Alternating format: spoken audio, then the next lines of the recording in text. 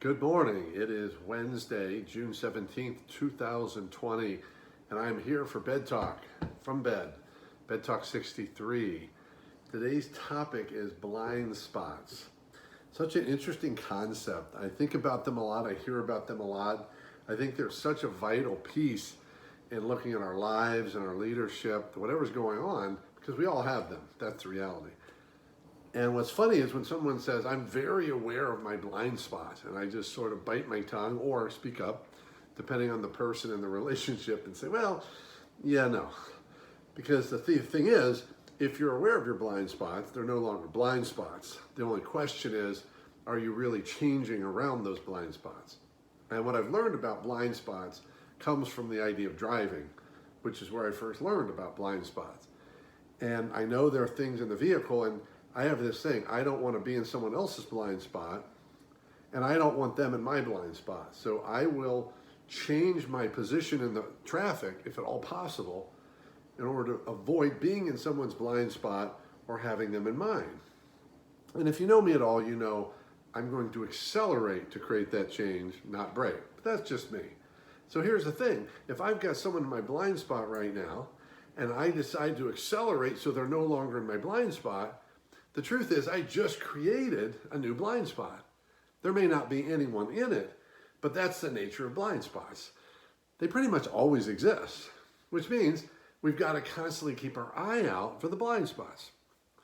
But the real key in blind spot spotting, yes, that's it, blind spot spotting, is to get help, an outside perspective, because the truth is, ultimately, only outsiders really see our blind spots. That's why they're called blind spots.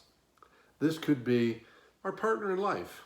This could be someone else in our family. It could be a friend. It could be a coworker. It could be someone you report to or that reports to you. It could be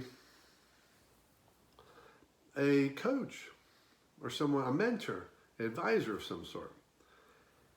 The key is to have created a relationship of trust that you'll actually get honest feedback about your blind spots. So often leaders tell me, I think I'm doing pretty well because I've asked for feedback and I didn't get any. That's not generally the best conclusion from a lack of feedback.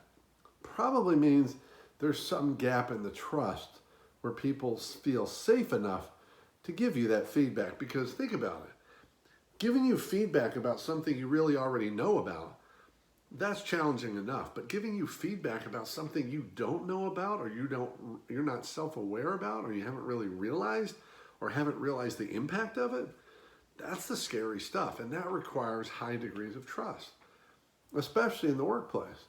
Now, if you've got an outside blind spot spotter, such as a coach or a mentor, that's their responsibility to help you see them, and hopefully they'll speak their truth. That's what they get paid for.